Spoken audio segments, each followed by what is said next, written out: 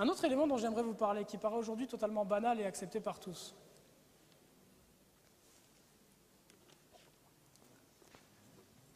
Qu'est-ce qu'on fait l'été en général? On prend des vacances. Et puis quand on prend des vacances, en général, on va où? On va à la mer. Et puis quand on va à la mer, on fait quoi? On se baigne. Et puis quand on est baigné, en général, on est habillé comment? On est déshabillé comment plutôt?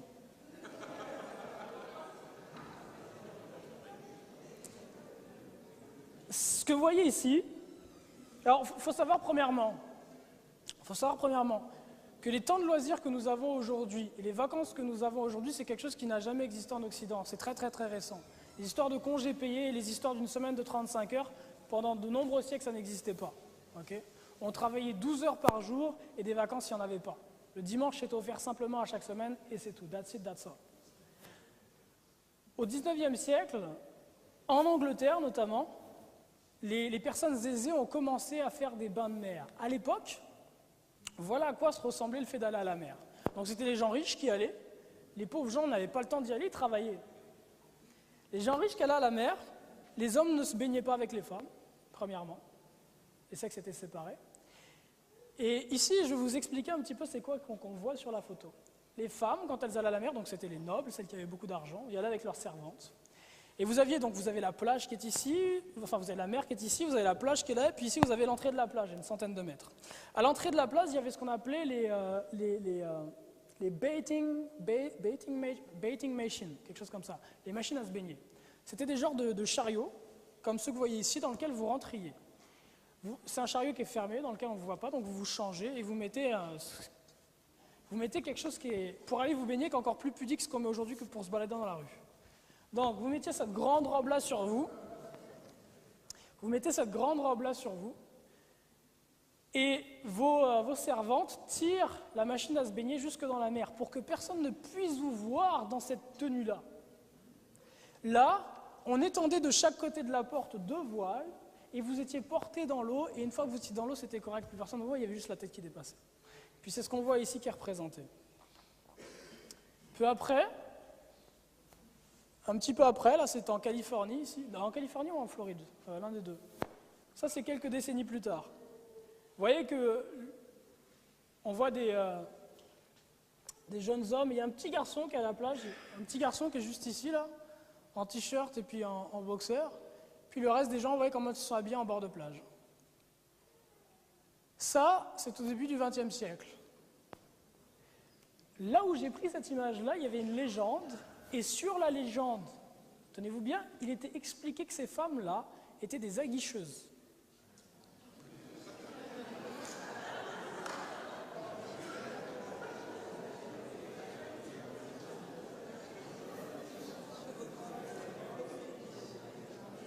Pour quelle raison? Parce qu'elles se pavanent dans leur tenue de bain. Elles se pavanent dans leur tenue de bain à côté de l'endroit où passent les gens pour se faire voir dans cette petite tenue-là, qui a été vue de manière totalement indécente. Si on avance un petit peu dans le temps, les bains mixtes commencent, et puis on voit que la taille je ne sais pas comment on appelle ça, là, en tout cas, réduit encore. J'avance encore dans le temps, j'approche des années 50-60, ça donne ça. Un peu plus tard, c'est ça. Et aujourd'hui, c'est ça.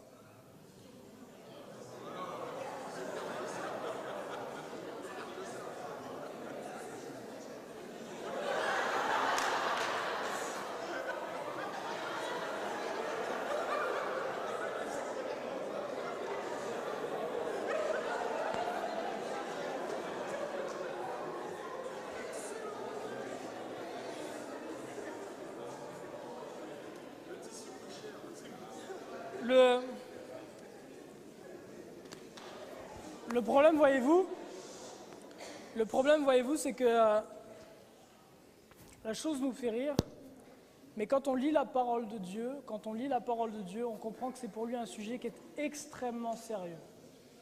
C'est pour Dieu un sujet qui est extrêmement sérieux. Et laissez-moi vous mettre en contexte. Si vous êtes dans les premières pages de la Bible, dans les premières pages du livre Béréchit, la Genèse, Après que l'homme et la femme aient péché, quelle est la conséquence du péché? Quelle est la conséquence du péché? La mort. Et la conséquence visible qui se voit sur l'instant du péché? La nudité. On voit leur nudité. Adam et Ève voyaient leur nudité. Ils vont se cacher à cause de leur nudité. Et le Seigneur a dit, Adam, pourquoi t'es-tu caché? Parce que je suis nu. Qui t'a appris que tu es nu? Le péché,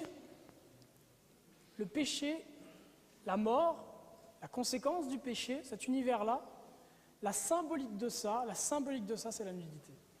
C'est la nudité. La nudité est la symbolique de la conséquence du péché. La nudité de l'homme et de la femme témoigne de leur caractère de pécheur.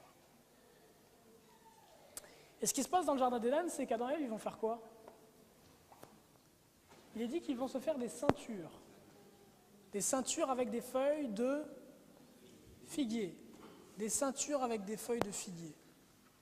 Donc est-ce qu'ils étaient tout nus? Non, ils étaient habillés. Ils étaient habillés. Genèse 3, verset 6, « Et la femme vit que l'arbre était bon à manger et qu'il était un plaisir pour les yeux et que l'arbre était désirable pour rendre intelligent. Et elle prit de son fruit et en mangea. Elle en donna aussi à son mari pour qu'il en mangeât avec elle et il en mangea. Et les yeux de tous deux furent ouverts, ils connurent qu'ils étaient nus, ils cousirent ensemble des feuilles de figuier et s'en firent des ceintures. » Et quand on avance un petit peu dans Genèse et qu'on va au verset 21, il est dit « Et l'Éternel Dieu fit à Adam et à sa femme des robes de peau et les en revêtit. » Il y a deux éléments très importants dans ce verset 21. Il y a une dimension qui est symbolique, une dimension qui est christocentrée. Et cette dimension-là dit quoi? Vous ne pouvez pas par vous-même et par vos œuvres anéantir les conséquences du péché, c'est totalement impossible. C'est moi qui dois le prendre en charge et aussi je vais saigner un agneau pour vous habiller. C'est moi qui vais nettoyer les conséquences du péché. L'homme ne peut pas le faire par lui-même. Ça, c'est l'enseignement spirituel. Mais il y a un enseignement qui est très concret qui sort de là. Dieu dit à Adam et Ève, vos petites ceintures de feuilles de figuier, là, ça ne me va pas, vous vous couvrez, habillez. Et il leur met des robes de peau. Et laissez-moi vous poser une question. Quand on parle de ceinture de feuilles de figuier, là, on parle de quelque chose qui est pas mal plus large quand même qu'un boxeur, hein, par exemple. Hein. Une feuille de figuier, c'est assez large. Puis à l'époque, elle était peut-être encore plus. Donc on parle de quelque chose qui est assez large, qui vous couvre et qui est assez large. Une ceinture de feuilles de figuier. Il y avait combien de personnes dans le jardin d'Éden? 2 personnes, Adam et Ève. Et Dieu. Et dans ce contexte-là, il fait quoi? Il les couvre avec des robes de peau. On pourrait dire c'est un époux et son épouse, ils sont dans le jardin, ils font ce qu'ils veulent. Là. Excusez-moi pour l'accent québécois. On pourrait dire ils font ce qu'ils veulent. Mais Dieu dit non. Habillez-vous. Et il leur met des robes de peau. Essayez s'il vous plaît de vous centrer sur la parole de Dieu avec moi, sur le caractère de Dieu. Pensez sincèrement que le fait d'aller à la plage, vêtu n'importe comment, et de voir des gens qui sont vêtus aussi n'importe comment, en sous-vêtements, en string, et en seins nus, et en petits caleçons, et en je ne sais quoi, pensez sincèrement que ça plaît à Dieu? Si dans un univers où il y a simplement un homme et une femme qui sont en plus mari et femme, dans cet univers-là, seul, il leur dit « habillez-vous ». Ils sont dans un jardin, ni plus ni moins que la même chose que si vous alliez au lac des Tempes, par exemple. Ça, c'est le Dieu de la Bible. Ça, c'est le Dieu des Écritures. Ça, c'est le Dieu des Écritures. Et c'est un Dieu qui ne change pas. J'ai eu 13 ans, j'ai eu 14 ans. J'ai eu l'âge auquel toutes les hormones bouillonnent dans le petit garçon. Vous êtes sûr, quand j'avais 13 ans et 14 ans et que j'allais à la plage et que je voyais toutes ces femmes avec des bikinis et toutes ces choses-là, j'étais pas capable de me lever. Je restais allongé dans le sable parce que j'étais totalement excité. Et il n'y avait pas simplement moi, tous les petits garçons, la plupart, à 13-14 ans, quand les hormones bouillonnent, c'est ça qui se passe. Donc j'étais comment? Je convoitais. Je convoitais. Et en convoitant, je commettais quoi? L'adultère. Il est temps de revenir à Dieu.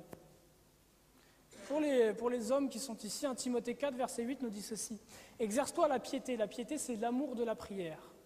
Car l'exercice corporel est utile à peu de choses, tandis que la piété est utile à tout. » Il n'est pas dit que l'exercice corporel est inutile, il est dit qu'il est utile à peu de choses. On vit dans un monde sédentaire où il est bon de faire du sport et d'avoir des activités sportives. On nous recommande d'avoir 2 activités sportives par semaine.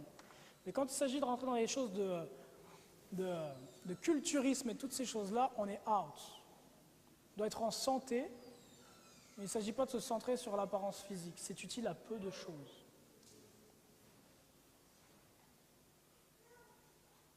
Moi, personnellement, je préfère le couple de droite.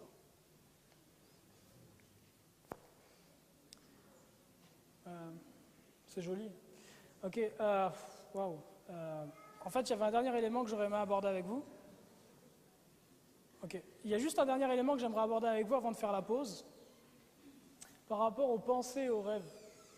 En fait, je vais essayer de voir avec vous jusqu'à quel point va le niveau que Dieu met sur ce qu'est la sainteté.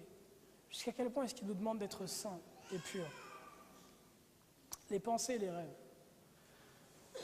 Vous connaissez certainement ce texte qui est dans 1 Roi 3, verset 5. Je vais le lire rapidement pour vous.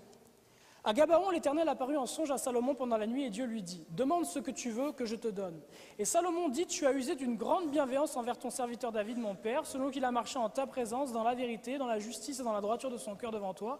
Et tu lui as conservé cette grande bienveillance. Et lui as donné un fils qui est assis sur son trône comme il paraît aujourd'hui. Et maintenant, ô Éternel mon Dieu, tu as fait régner ton serviteur à la place de David, mon père. Et moi, je ne suis qu'un tout jeune homme, je ne sais pas me conduire, et ton serviteur est au milieu du peuple que tu as choisi, ce grand peuple qui ne se peut dénombrer ni compter à cause de sa multitude. Donne donc à ton serviteur un cœur intelligent pour juger ton peuple et pour discerner entre le bien et le mal. Car qui pourrait juger ton peuple, ce peuple si nombreux? Or, ce discours plut au Seigneur. En ce que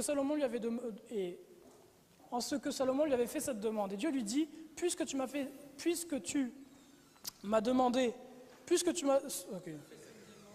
cette demande et que tu n'as demandé ni une longue vie, ni des richesses, ni la mort, ni tes ennemis, mais que tu as demandé de l'intelligence pour rendre la justice, voici, je fais selon ta parole, je te donne un cœur sage et intelligent, de sorte qu'avant toi, nul n'aura été pareil à toi, et qu'il n'y en aura point après toi qui te soit semblable. Et de même, je te donne ce que tu n'as pas demandé, des richesses et la gloire, de sorte qu'entre les rois, il n'y en aura point de semblable à toi, pendant tous les jours de ta vie. Et si tu marches dans mes voies, gardant mes statuts et mes ordonnances, comme y a marché David ton père, je prolongerai tes jours. Alors Salomon se réveilla, et voici, c'était un songe. Petite question, ce passage-là de la vie de Salomon, est-ce que c'est un passage qui est négligeable, un passage qui est important, un passage qui est très important, le plus important, le moins important? Sur une échelle de 1 à 10, vous donneriez quoi? 10. Ce passage-là de la vie de Salomon est un passage qui est le plus important, c'est peut-être le climax de sa vie.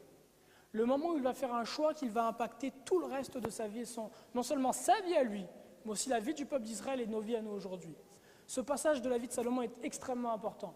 Qu'est-ce que Salomon a à faire dans ce passage? Un choix. Un choix. Pour faire un choix, il faut être dans un état... On demande à quelqu'un de choisir quand il est dans un état de conscience ou d'inconscience. On demande à quelqu'un de faire un choix quand il est responsable et en état de conscience, capable de faire un choix. Où est-ce que Salomon fait ce choix? Il fait ce choix-là dans un songe, dans un rêve.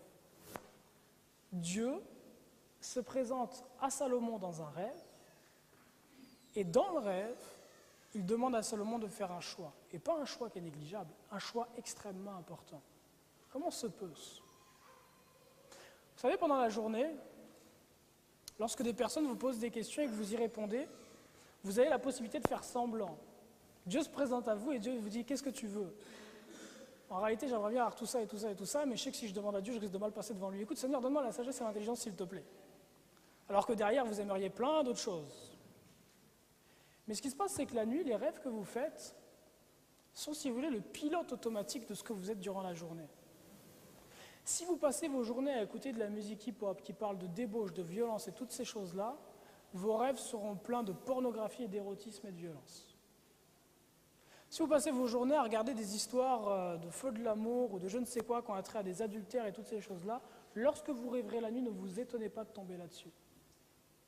Si dans la journée, vos pensées sont centrées sur des choses qui sont saines et pures à Dieu, la nuit, vos rêves seront sains et purs à Dieu. Et rarement vous vous surprendrez à faire des rêves totalement étranges et bizarres. Parce que les rêves sont construits avec quoi? Avec des idées, avec des images, avec des paroles. Ce sont ces briques-là que votre cerveau va utiliser pour construire vos rêves. S'il n'a pas de briques d'érotisme à sa disposition, il ne pourra pas construire un rêve érotique. Si les seules briques dont votre cerveau dispose, c'est la parole de Dieu et une vie saine, il ne pourra construire que des rêves qui sont en accord avec ça. Laissez-moi regarder un autre texte avec vous. Et on aura la pause juste après ça. Deutéronome 23, verset 9 dit ceci. « Quand tu marcheras en âme contre tes ennemis, garde-toi de toute chose mauvaise. S'il y a quelqu'un d'entre vous qui ne soit point pur par suite d'un accident arrivé de nuit, il sortira hors du camp, il n'entrera point dans le camp, et sur le soir il se lavera dans l'eau. Et dès que le soleil sera couché, il rentrera dans le camp. » Est-ce que quelqu'un peut me dire de quoi il est question ici?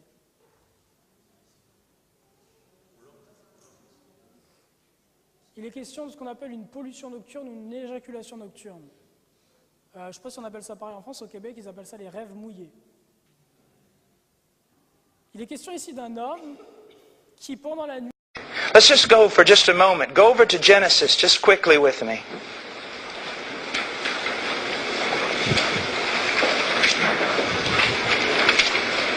Chapter 6, verse 5.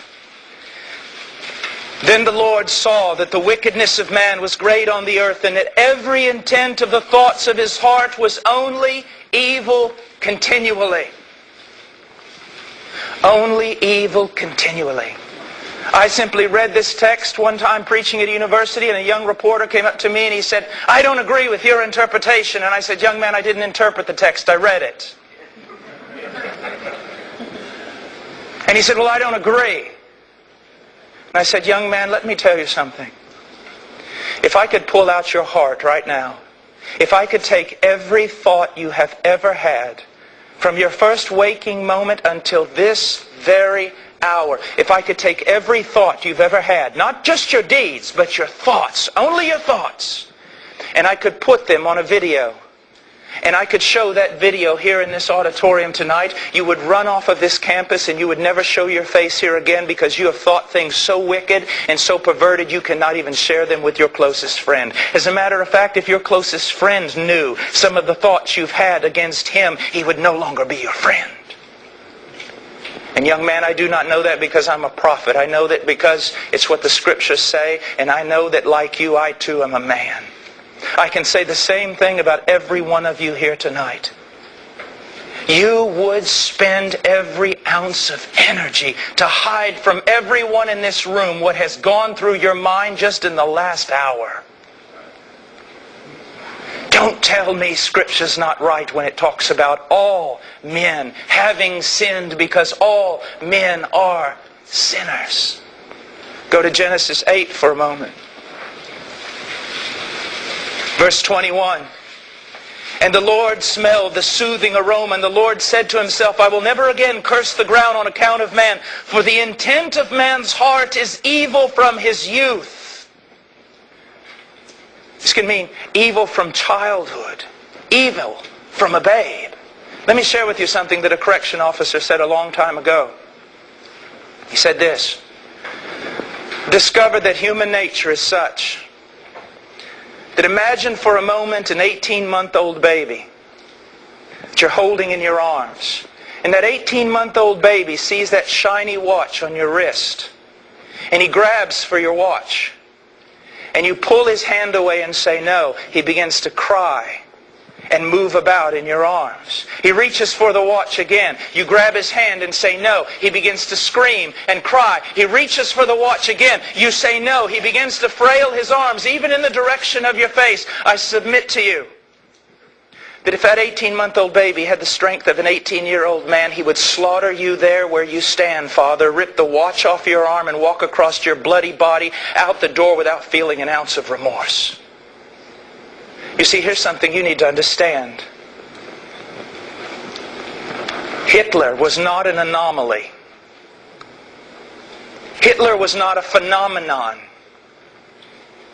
Hitler was what everyone in this room has the potential of being. And not only that, you need to understand, even in all the wickedness of Hitler, Hitler was still restrained by the common grace of God. And you need to know this, that if it were not for the common grace of God restraining you in your unconverted state, you would make Hitler look like a choir boy. What we do not understand is what Scripture teaches about men. Men are evil. You say, well, I don't agree. That's because you've grabbed enough of Christianity to stand, but you don't believe the Bible. The Scripture's testimony against you and all men is that we are born with evil. And we are evil. Do you have to teach a child to lie? Do you have to teach a child to be self-centered? Do you have to teach a child to be selfish? Do you have to teach a child to be brutal to other children? They learn that on their own. Set them free. Discipline them not, and see what you have in 10 years. A monster. Why? Because what Scripture says is true. And you hold your ears and you say, I don't want to hear it. I don't want to hear it. In the same way that a person dying of cancer is in denial and says to the doctor, I don't want to hear it. I don't want to hear it. But by cupping the hands over your ears, you close yourself off from any remedy. The first thing you must embrace is this. All men are born in sin and given over to sin. And all men are born hating God. You say, well, I never hated God. Yes, you do. If you did not, and in your unconverted state, hate God, then the Bible is not true. Because the Bible calls all men haters of God and enemies of God. You say, but I loved God ever since I was little. No, you loved an image of God that you created with your own mind, and you loved what you made. But if someone would have come to you and pointed out the God of Scripture, you would have said, I could never love a God like that. So many times I'll go to people and they say, well, I've loved God all my life. And I say, can I sit down with you for a half an hour and just explain from Scripture some of the historical Christian beliefs about God? And after a half an hour, a good churchman will say, that's not my God. And I have to say, of course it's not. But it is the God of Scripture. It is the God of Scripture. Let's take another look. Let's go on over to Isaiah.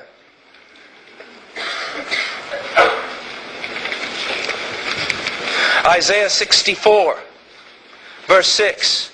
For all of us have become like one who is unclean, and all our righteous deeds are like filthy garments, and all of us wither like a leaf, and our iniquities like the wind take us away.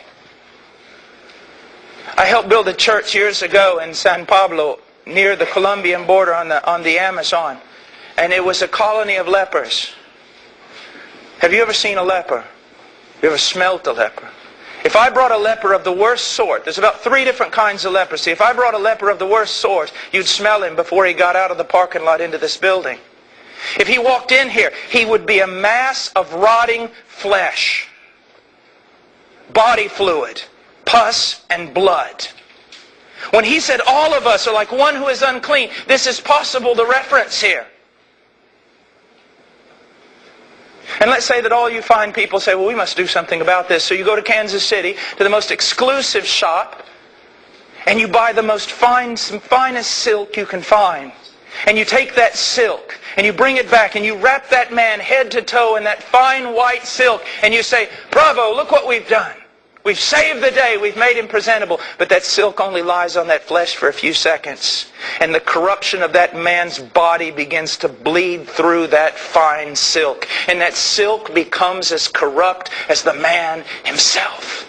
That is why all our good works are like filthy rags before God.